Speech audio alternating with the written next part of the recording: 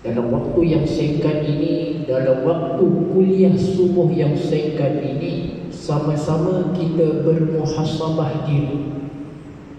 Sama-sama kita bermuhasabah diri dalam keadaan yang kita ini adalah umat akhir zaman. Bertepatanlah, bersesuaianlah apa yang saya nak bawa pada kuliah subuh. Tajuk kuliah subuh pada pagi ini ialah berkaitan dengan hadis peristiwa akhir zaman. Lebih 1400 tahun Nabi junjungan kita, Nabi Muhammad SAW meninggalkan kita. Lebih 1400 tahun. Banyak dalam hadis-hadis peristiwa akhir zaman yang Nabi sebutkan dalam hadisnya berkaitan keadaan dan kedudukan kita umat akhir zaman. Benar, kita ini umat akhir zaman, tetapi kita seringkali lupa. Betul. Kita ni perlu diingat dan diingat dan diingat. Kita ni manusia sentiasa lupa. Bertepatanlah juga dalam hadis Nabi, Nabi ingatkan para sahabat, sentiasalah memperbaharui iman kalian. Sahabat bertanya kepada Rasulullah, "Ya Rasulullah, bagaimana kami nak memperbaharui iman kami? Bagaimana kami nak memperbaharui iman kami?" Rasulullah SAW bersabda, sentiasalah mengucap kalimah La ilaha illallah, La ilaha illallah, La ilaha illallah. Hadis riwayat Tabrani. Nah, di situ kita lihat secara tak langsung kita ini umat akhir zaman sering kali lupa yang kita ini ada penghujungnya, yang dunia ini semakin hampir dengan kemusnahan. Betul. Bukan setakat sahaja kita lupa yang kita ini umat akhir zaman, yang kita ini sering kali lupa, yang kita rasa seronok dunia ini seperti selama-lamanya, bahkan kita sering kali lupa kullu nafsin za'iqatul maut. Setiap jiwa yang hidup pasti akan merasai mati. Surah Ali Imran ayat 185. Kita sering kali lupa yang kita ini akan mati. Kalaulah kita ingat yang kita ini akan mati, nescaya kita tidak akan sesekali melakukan dosa, melakukan maksiat kepada Allah Subhanahu wa taala. Betul. Bertepatan dah juga dalam khutbah Jumaat hari semalam, betul tak? Debu-debu dosa. Betul. Dah bertaubat tapi masih lagi melakukan maksiat. Kenapa? Kenapa? Berbagai-bagai dugaan dan ujian dan godaan. Benar. Kalau kita kita baca dalam surah Al-Hijj ayat 32 hingga 42. Apa dia yang ada dalam surah itu? Allah merakamkan dalam surah Al-Hijj ayat 32 hingga 42, sebagaimana Allah memerintahkan ketika itu semua makhluk sujud kepada Adam alaihissalam. Semua makhluk sujud kecuali siapa? Iblis. Allah berfirman, "Wahai Iblis, kenapa kau tak mau sujud?" Iblis menjawab, "Ya Tuhanku, bagaimana aku nak sujud kepada Adam sedangkan aku ini lagi mulia daripada Adam? Aku ini dicipta daripada api." Kalau kita lihat dalam surah ni, poin yang pertama kita lihat, kita ini seperti Iblis. Maaf dah saya cakap, Ana cakap, sombongnya kita seperti Iblis. Sombongnya kita dengan kedudukan kita, kekayaan kita, sombongnya kita dengan umur kita, sombongnya kita dengan ilmu yang Allah beri kepada kita walaupun sedikit. Dan Allah berfirman, "Keluarlah engkau daripada syurgaku." Engkau ini tergolong daripada golongan hamba-hambaku yang sesat lagi kufur.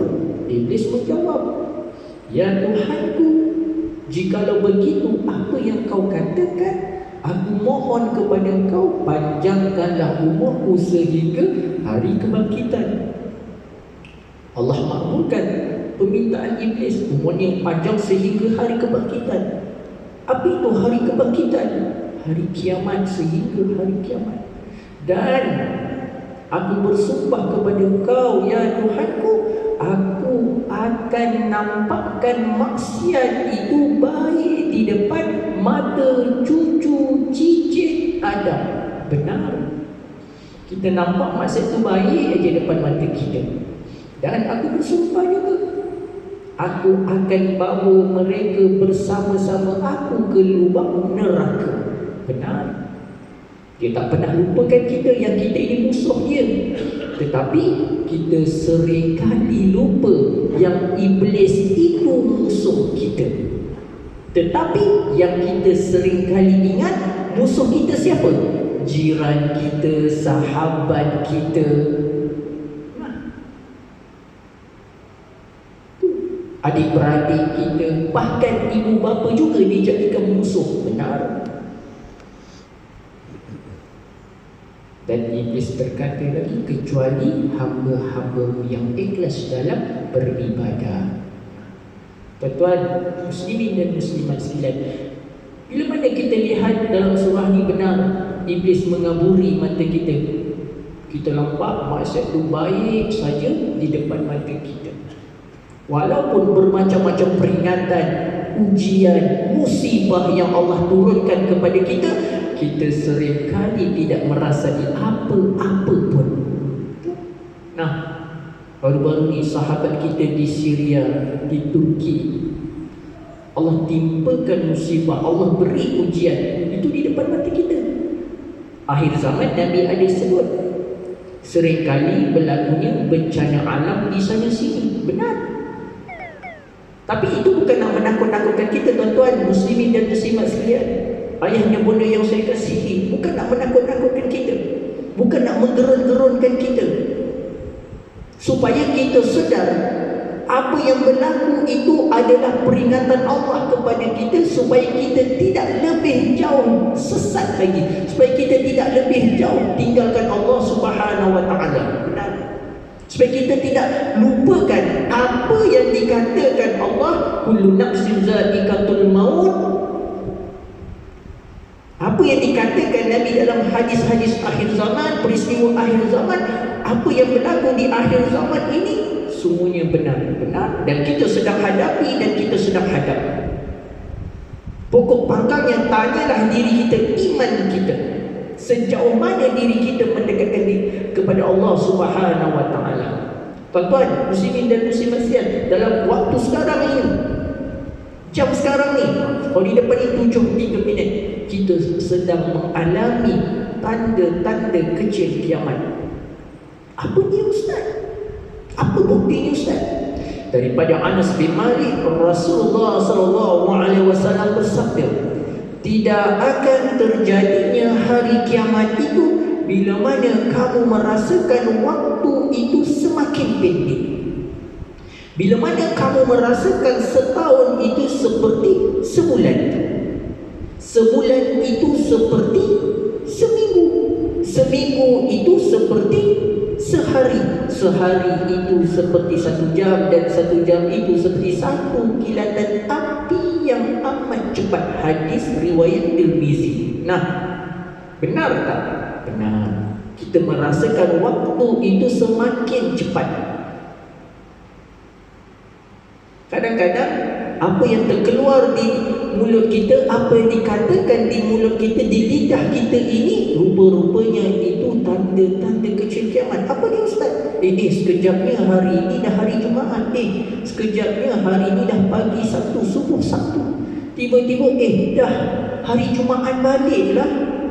Ya Allah, tak lama lagi kita nak sambut Ramadan. Sekejap aja masa berlalu. Itu menunjukkan waktu kita semakin singkat. Takkan kita dengar hadis ni, waktu semakin singkat, angguk sahaja. Bukan. Dalam waktu yang singkat ni, apa yang kita perlu lakukan?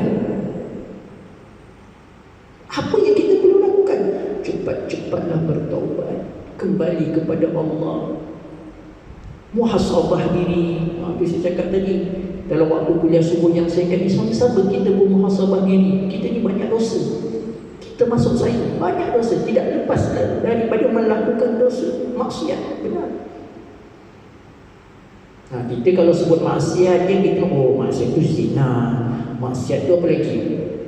Maksiat tu berdua-duaan. Tidak, tuan-tuan muslimin dan muslimat sekalian, maksiat tu banyak cabangnya. Yang salah satunya tadi zina, itu betul lah. Apa lagi? Derhaka kepada orang tua juga dikira maksiat.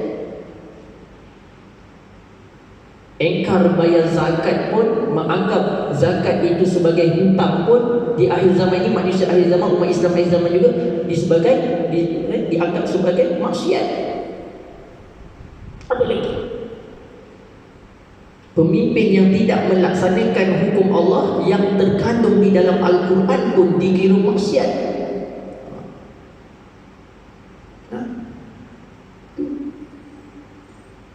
Apa lagi? Banyak. Rasuah dikira maksiat juga. Menodai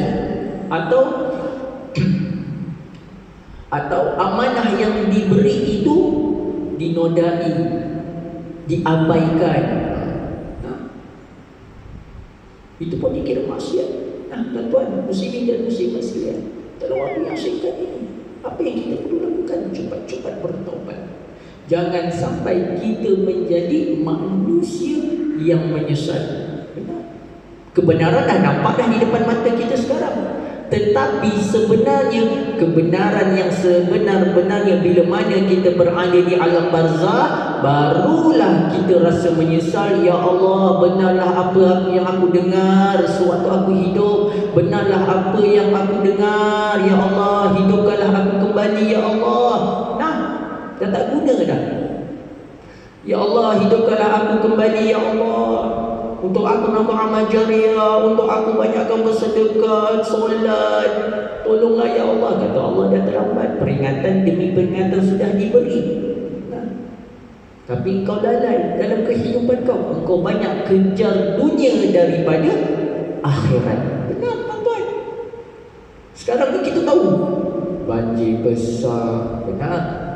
Lagi apa? Gempa bumi, benar. Kita nampak maksiat berleluasa, anak luar nikah, ramai yang dilahirkan di akhir zaman. Itu semua tanda-tanda kecil kiamat. Tapi kita tak merasai apa-apa. Kita nampak satu persatu kebenaran yang Allah tunjukkan, tapi kita tak ada rasa apa-apa. Ibarat masuk telinga kanan, keluar telinga kiri. Kita dengar sahaja, tetapi kita tak berusaha untuk berubah. Seperti mana dalam hadis yang saya nak baca ini, 5 maksiat yang disegerakan pada saat yang sedang kita lalui. Hadis yang kedua tadi, waktu semakin pendek.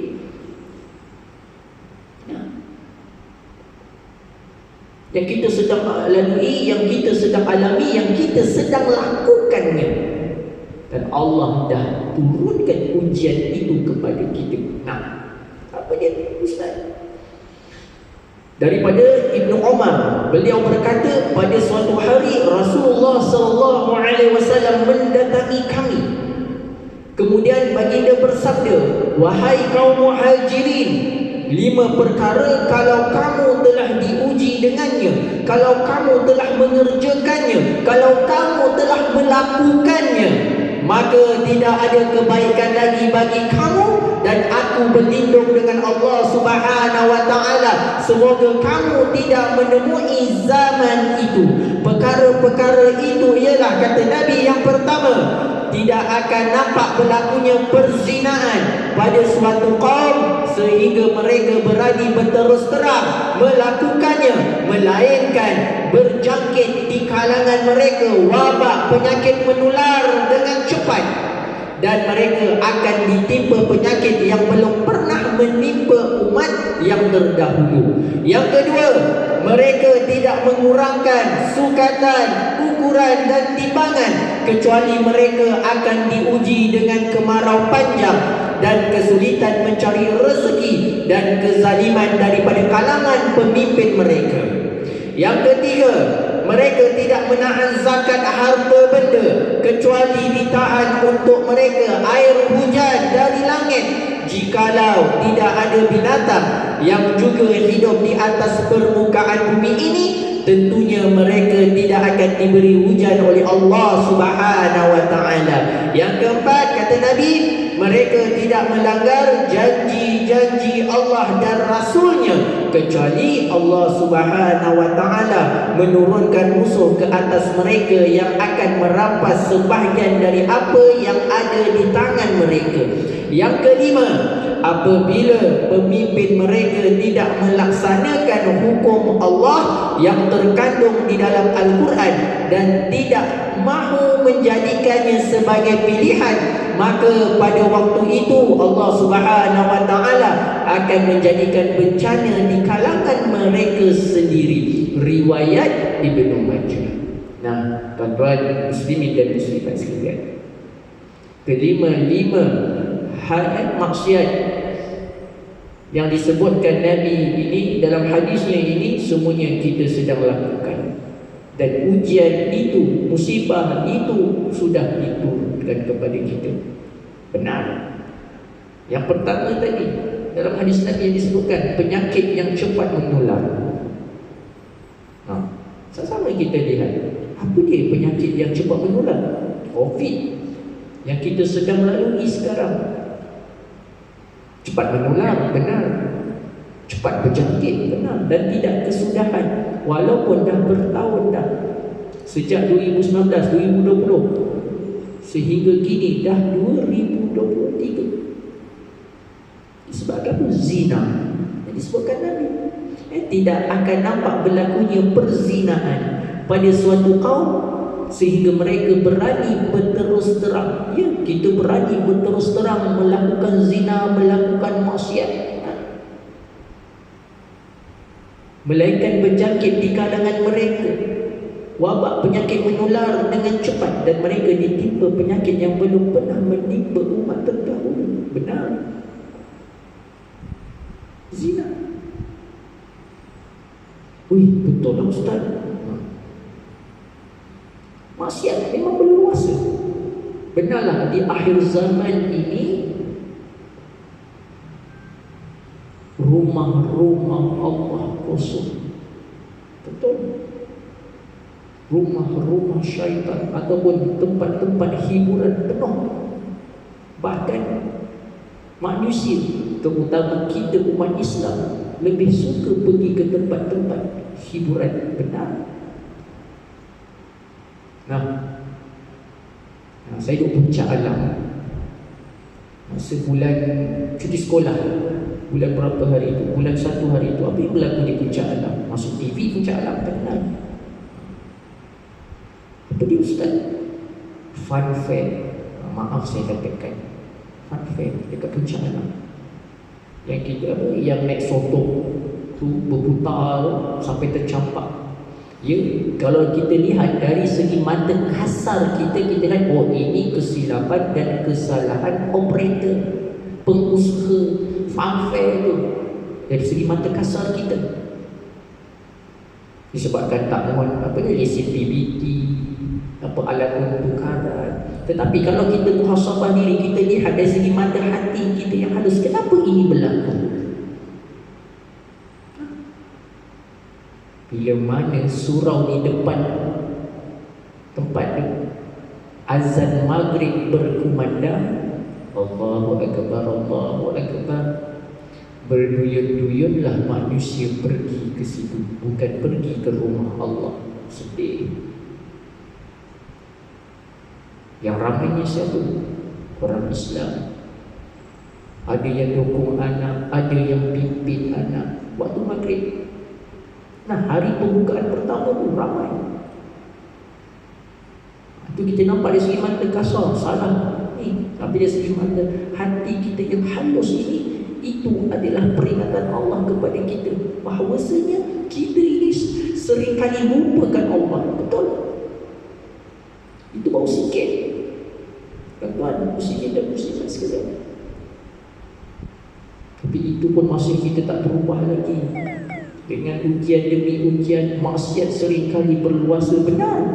Buka TV, maksiat. Benar, maksiat katakan. Itu yang kita nampak di depan mata kita. Keluar daripada masjid ini, maksiat. Kita nampak sendiri, tak perlu saya terangkan terperinci. Kita tahu sendiri keadaan dan kedudukan kita ni. Itu. Tapi kita seringkali lalai. Baik, saya ringkaskan dalam waktu yang singkat. Sebenarnya panjang penerangan. Yang kedua, mereka tidak mengurangkan sukatan, ukuran dan timbangan kecuali mereka akan diuji dengan kemarau panjang dan kesulitan mencari rezeki dan kezaliman daripada kalangan pemimpin mereka. Nah, kesulitan mencari rezeki, mereka tidak mengurangkan sukatan dan ukuran dan timbangan kecuali mereka diuji. Mereka tidak mengurang sukatan, ukuran dan timbangan kecuali mereka akan diuji dengan kemarau panjang dan kesulitan mencari rezeki dan kezaliman daripada kalangan pemimpin mereka. Apa maksudnya? Kesulitan mencari rezeki di atas perbuatan kita yang menipu dalam urusan bermuamalah. Nah, benar. Kesulitannya kita nak mencari rezeki. Yang ketaranya, sama-sama kita ingat balik, kita lupa, seringkali lupa. Masa PKP, apa yang berlaku? Dah gaji kecil, dibuang kerja, tanggungan ramai, kita lihat. Dan sehingga kini kita lihat, Allah uji lagi. Sukarnya mencari sumber makanan. Makanan ada, tapi mahal, tidak mampu beli, harga melampau. Kita nampak dari segi mata hati kita yang kita ambil dari segi kasar, kita nampak oh ini sekalian salah orang ini. Tidak. Kita bersama-sama muhasabah dalam keadaan kenapa ini berlaku. Kesempitan demi kesempitan berlaku. Bukan di dalam negara kita saja, satu dunia. Disebabkan kita manusia menipu dalam urusan bermuamalah, dan kezaliman pemimpin itu juga disebabkan kemurkaan Allah Subhanahu wa taala, di mana apabila harta kekayaan negara beredar di kalangan pemimpin mereka sahaja, dan apabila amanah dijadikan sebagai suatu sumber keuntungan, apa dia? Rasuah. Bukan daripada mulut saya, daripada Rasulullah sendiri yang mengingatkan keadaan dan kedudukan manusia akhir zaman, keadaan dan kedudukan pemimpin akhir zaman, dan keadaan dan kedudukan umat akhir zaman yang sukakan dunia daripada akhirat, yang lebih mementingkan dunia daripada akhirat. Benar. Manusia yang mengejar akhirat, nascaya dunia akan kejar dia. Manusia yang kejar dunia, nascaya akhirat tidak akan kejar dia. Nah, itu hakikatnya yang kita seringkali lupa. Apa kelakuan dan kedudukan yang kita lakukan di muka bumi Allah Subhanahu wa taala. Itu sebab tadi di awal kuliah tadi saya mohon, kita mohon doa, mudah-mudahan Allah ampunkan dosa kita ni atas ketelanjuran dan kerosakan yang kita lakukan sendiri di muka buminya. Betul. Allah sendiri ingatkan kepada hamba-Nya kita ni, setiap apa yang berlaku di muka bumi ini, musibah yang berlaku di muka bumi ini, di muka bumi ini adalah atas kerosakan dan kelakuan kita sendiri. Kitalah yang memusnahkan diri kita sendiri, dunia ini. Baik. Yang ketiga, apa yang dikatakan Nabi ini?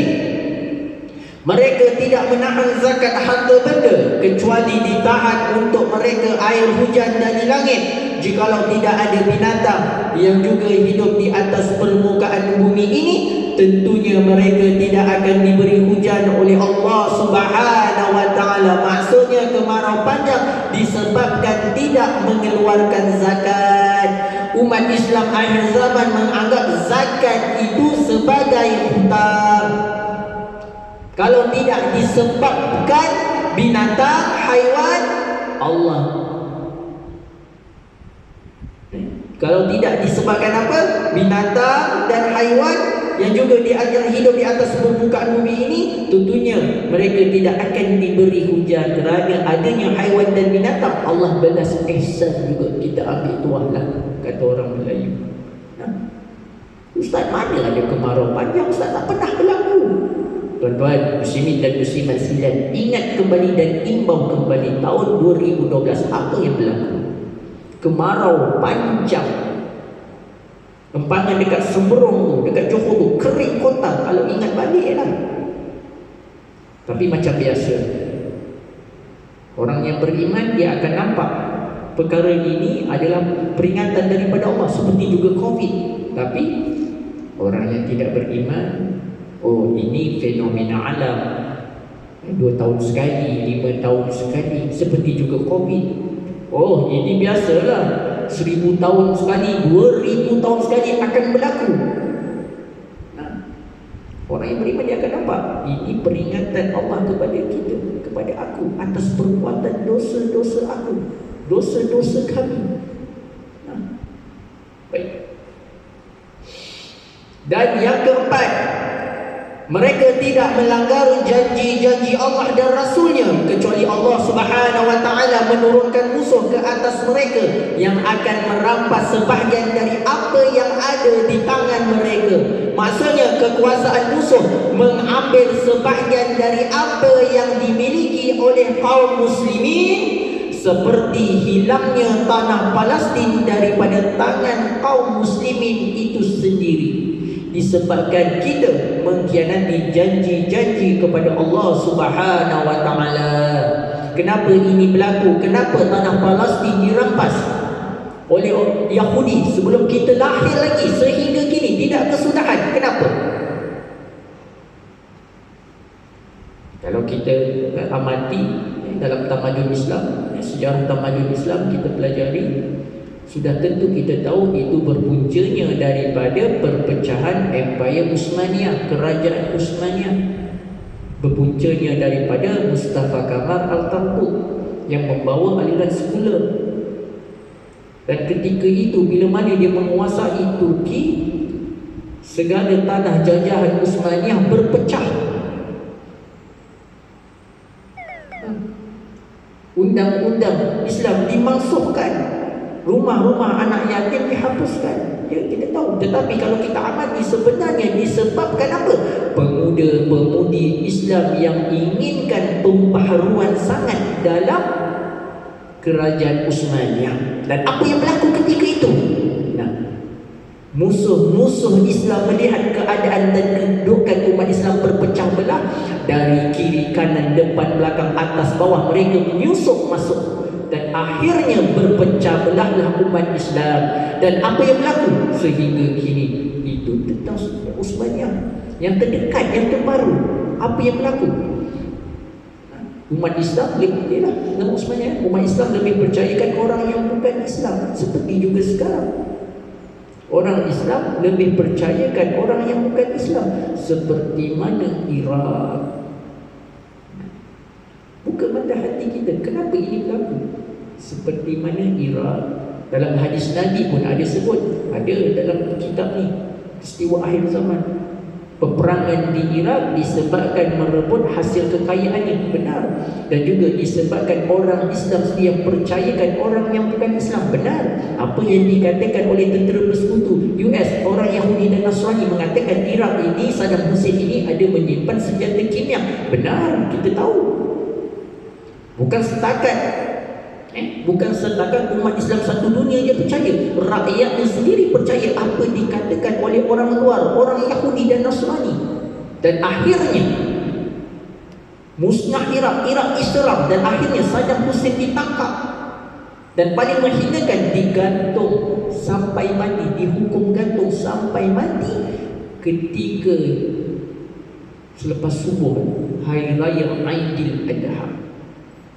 Yang ketika itu kita di sini sibuk bersiap-siap untuk menyambut hari raya Aidil Adha, tetapi dia saja dihukum gantung. Dan sampai sekarang apa yang berlaku? Jumpa senjata kimia? Tak jumpa, tak ada pun senjata kimia kat Iraq. Mati Saddam Hussein kan? Betul. Kemusnahan dan penyesalan demi penyesalan. Itu hakikatnya keadaan kita. Sedihnya kita umat Islam. Rupanya. Dan ketika itu bila mana Saddam Hussein tentera bersekutu berjaya menakluk Iraq, rakyatnya sendiri meraihkannya. Sedih tuan-tuan muslimin dan muslimat sekalian. Tengok Allah tunjukkan di depan mata kita. Sebab apa? Merebut hasil kekayaan Iraq musnah. Sedih. Tapi kita masih lagi tidak sedar, kita masih lagi berseronok. Tepuk dada tanya iman. Dan yang terakhir sekali, apabila pemimpin mereka tidak melaksanakan hukum Allah yang terkandung di dalam Al-Quran dan tidak mahu menjadikannya sebagai pilihan, maka pada waktu itu Allah Subhanahu wa taala akan menjadikan bencana di kalangan mereka sendiri. Riwayat Ibnu Majah. Ini pun dikira maksiat apabila pemimpin mereka tidak melaksanakan hukum Allah yang terkandung di dalam Al-Quran. Tak nak ambil Al-Quran langsung, buang Al-Quran. Maaf saya katakan, tidak meyakini apa yang terkandung, undang-undang yang terkandung di dalam Al-Quran. Yang disebabkan inilah Allah turunkan musibah, bencana, perang saudara yang berlaku di kalangan kaum muslimin disebabkan mereka mengabaikan hukum-hukum Allah Subhanahu wa taala dan tidak menjadikan Al-Quran sebagai undang-undang dalam kehidupan. Benar, perang saudara di kalangan kita sendiri. Di Libya, Libya pun seperti Iraq juga musnah dan sedang bergaduh, berperang di antara kabilah dengan kabilah. Syria, Yaman, Afghanistan, disebabkan mengabaikan hukum-hukum Allah. Kita sedia maklum, Nabi dah ingatkan kita semua. Aku wasiatkan, aku tinggalkan harta ni, dua harta ni yang sangat bernilai, berharga. Apa dia? Al-Quran dan As-Sunnah. Kalau engkau berpegang kepada dua ni, Al-Quran dan As-Sunnah, nescaya engkau akan selamat di dunia dan di akhirat. Tetapi malangnya kita tak berpegang kepada dua ni, Al-Quran dan As-Sunnah. Betul. Kalaulah kita berpegang kepada Al-Quran dan As-Sunnah ni, nescaya tidak akan tak berlaku sekecil-kecil pemusuhan, sebesar-besar pemusuhan di kalangan kita. Apa ke sekecil-kecil? Sekecil-kecil pemusuhan tu, pemusuhan kita ngejiran kita, kiri kanan depan belakang atas bawah. Ya maaf dah bodoh lah. Pemusuhan di kalangan adik-beradik kita, sebesar-besar pemusuhan, peperangan di kalangan kaum muslimin itu sendiri. Disebabkan kita tidak berpegang kepada Al-Quran dan As-Sunnah, berpecah belahan kita di kalangan kita, berlarutan, merebak sebesar-besar. Tuan-tuan muslimin dan muslimat sekalian, mudah-mudahan dengan sedikit tazkirah atau kuliah subuh ini memberi ingatan dan peringatan kepada kita semua. Sama-sama kita bermuhasabah diri dalam keadaan dan kedudukan kita sekarang. Siapa kita, di mana kita. Peringatan ini juga untuk saya juga. Mudah-mudahan jadi satu asbab kita peroleh hidayah daripada Allah Subhanahu wa taala. Mudah-mudahan kita semua mati dalam husnul khatimah. Kita akhir kuliah subuh kita dengan tasbih kifarah dan surah Wal-Asr.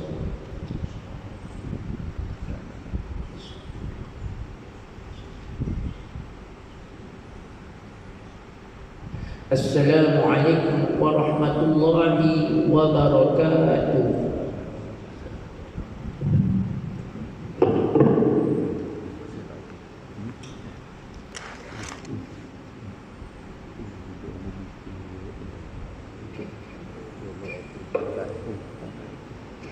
Boleh sepak. Ada sekarang ni.